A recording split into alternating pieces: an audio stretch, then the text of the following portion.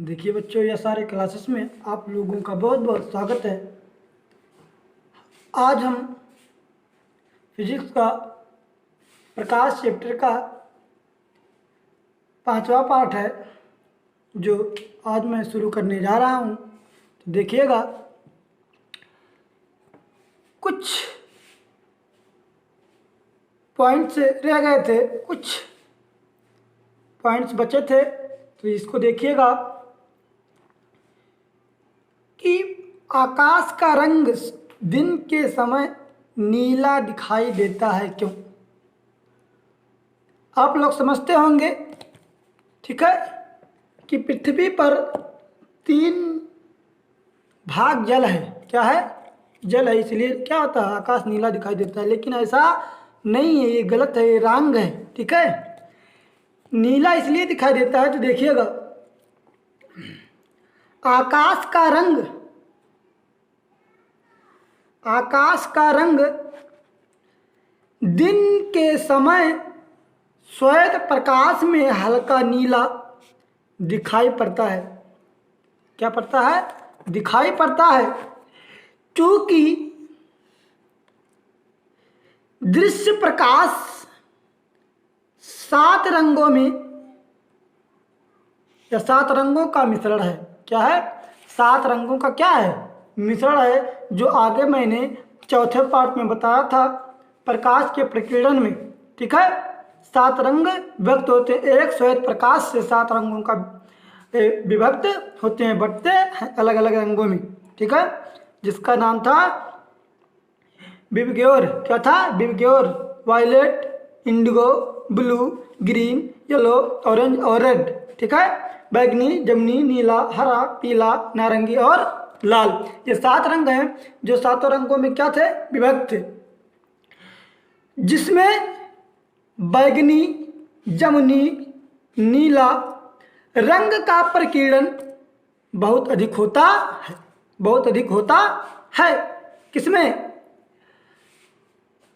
अर्थात 7 रंगों में यही 3 रंग ऐसे हैं, बैगनी, जमुनी, नीले, ठीक है, जो अधिक प्रकीर्णन करते हैं। क्या करते हैं? अधिक प्रकीर्णन करते हैं। देखिएगा, जिससे यह रंग आकाश में बिखर जाते हैं, जिनका संयुक्त प्रभाव हल्का नीला होता है। जिनका संयुक्त प्रभाव क्या होता है? हल्का नीला होता है। इसलिए दिन के समय आकाश का रंग हल्का नीला दिखाई देता है। इसलिए दिन के समय में आकाश का रंग हल्का दिखाई देता है। अब आप लोग समझ गए होंगे कि ज़्यादा नीला, आकाश नीला क्यों दिखाई देता है। तो देखिए, यदि पृथ्वी के परितः वायुमंडल ना होता, ठीक है, ये पृथ्वी है लेकिन वायुमंडल ना होता, तो क्या सूर्य के प्रकाश का मार्ग में कोई बिखराव होता? नहीं होता। क्या होता? नहीं होता। बिखराव होता ही नहीं, क्योंकि वायुमंडल ना होता तो बिखराव ही नहीं होता। क्यों नहीं होता? क्योंकि जब वायुमंडल होता है तो उसमें वायु में बहुत सारी धूल कण आदि मिले होते हैं, और उसी धूल के कणों पर जब प्रकाश की किरणें पड़ती हैं तो उनका परावर्तन होता है। क्या होता है बच्चों? परावर्तन होता है। और जब परावर्तन होगा तो क्या होगा? हमारी आकाश में वह किरणें फैल जाएंगी, जिससे वह नीला दिखाई देना शुरू होगा। कौन सी किरणें? बैगनी, जमुनी और नीले। ये 7 रंगों में 3 कलर ऐसे हैं जो जिनका प्रकीर्णन बहुत अधिक है, और ये किरण जब परावर्तन होती हैं, वायु में मिले कणों पर जब पड़ती हैं, तो जब उनका परावर्तन होता है तो यही आकाश में हल्का नीला कलर बना लेती हैं। और आकाश का रंग काला दिखाई देता है। कब दिखाई देता है बच्चों? जब सूर्य के प्रकाश का मार्ग में बिखराव ही नहीं होता। किसका बिखराव नहीं होता? किरणों का बिखराव जब नहीं होता है तो आकाश का रंग काला ही दिखाई देता है। यही कारण है कि अंतरिक्ष व चंद्रमा से आकाश का रंग काला ही दिखाई देता है। कहाँ से? अंतरिक्ष और चंद्रमा से आकाश का रंग क्या होता है? काला ही दिखाई देता है। क्यों बच्चों? तो क्यों? क्योंकि वहाँ वायुमंडल ही नहीं है। वायुमंडल ना होने के कारण ही वहाँ से देखने पर आकाश काला ही नजर आता है। जब वायुमंडल होता, वहाँ भी वायुमंडल होता तो वायु होता, वायु में ही वायुमंडल में वायु ही होता है। और जब वायु होता है तो उसमें धूल कण मिले होते तो वहाँ भी परिवर्तन होता है। लेकिन ऐसा कुछ नहीं है, इसलिए वहाँ से काला दिखाई देता है। सर सीवी रमन ने प्रकाश के प्रकीर्णन का विस्तृत अध्ययन किया था, जिसके लिए उन्हें सन 1930 ईस्वी में नोबेल पुरस्कार से सम्मानित किया गया था। ठीक है, यही एक वैज्ञानिक थे जो प्रकाश के प्रकीर्णन पर विस्तृत अध्ययन, विस्तार पूर्वक अध्ययन किए थे। ठीक है, अब देखिए, सूर्य व सूर्य अस्त के समय सूर्य लाल दिखाई देता है। क्यों? ऐसा क्यों? देखिए बच्चों, ध्यान पूर्वक, आप लोग ये कभी पढ़े नहीं होंगे तो देखिएगा, आज मैं बता रहा हूँ। सूर्य उदय व सूर्य अस्त दोनों समय में, अस्त के समय और उदय के समय में सूर्य लाल दिखाई देता है। क्यों दिखाई देता है? तो देखिएगा, इसका कारण है प्रकाश का प्रकीर्णन। क्या है? प्रकाश का प्रकीर्णन। इसका कारण क्या है? प्रकाश का प्रकीर्णन। सूर्य उदय व सूर्य अस्त के समय जब सूर्य की किरणें वायुमंडल में काफी अधिक दूरी तय करके हमारी आँख में पहुंचती है,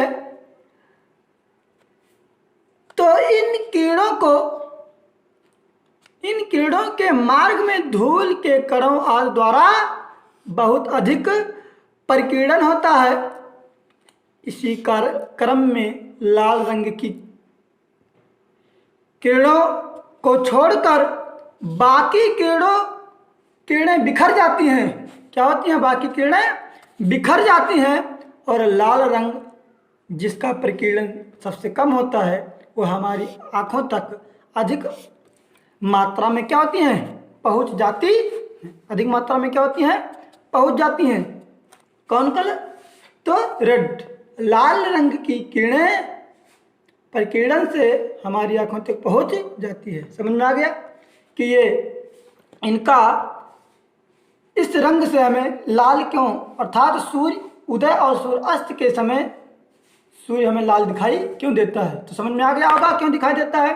क्योंकि जब सूर्य उदय या सूर्य अस्त होता है तो इनकी प्रकाश हमारी आंखों से बहुत ही अधिक दूरी तय करती है। इनकी प्रकाश की किरणें बहुत ही अधिक दूरी तय करती हैं हमारी आंखों तक पहुंचने में। ठीक है, और इस लाल रंग का आप लोग, मैंने बताया ही है कि लाल रंग का प्रकीर्णन बहुत ही कम होता है, सबसे कम होता है। और जब सुबह में सूर्य उदय होता है या शाम में सूर्य अस्त होता है तो काफ़ी दूरी तय करती हैं हमारी आंखों तक पहुंचने में। और जब वायुमंडल में मिले धूल या कणों से ये रंग जब टकराते, ये लाल रंग जब टकराती हैं, जब इनका प्रकीर्णन हमारी आँखों तक या परावर्तन होकर के हमारी आँखों तक पहुँचती हैं तो ये लाल रंग हमें महसूस होता है। ठीक है, ये लाल रंग हमें दिखाई देता है। समझ में आ गया बच्चों?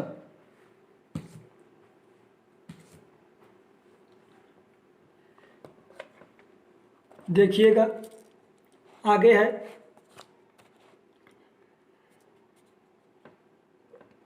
दोपहर के समय।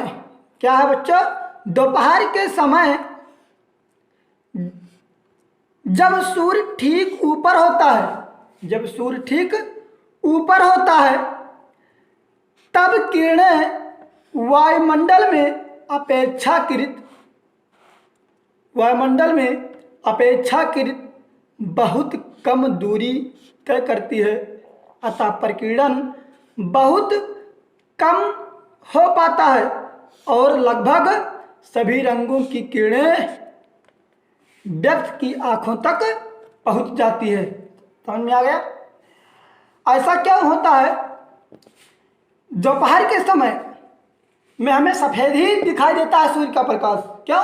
क्योंकि वह हमारी आंखों तक बहुत कम दूरी तय करती हैं, अर्थात उनकी दूरी कम हो जाती है। क्या हो जाती है? दूरी कम हो जाती है, और दूरी कम होने के कारण उनकी जो प्रकाश की किरणें हैं, सभी रंग एक साथ, सभी रंग क्या होती हैं? परावर्तित होती हैं और क्या हमें सफेद दिखाई देती हैं, जिसका सम्मिलित प्रभाव सफेद होता है।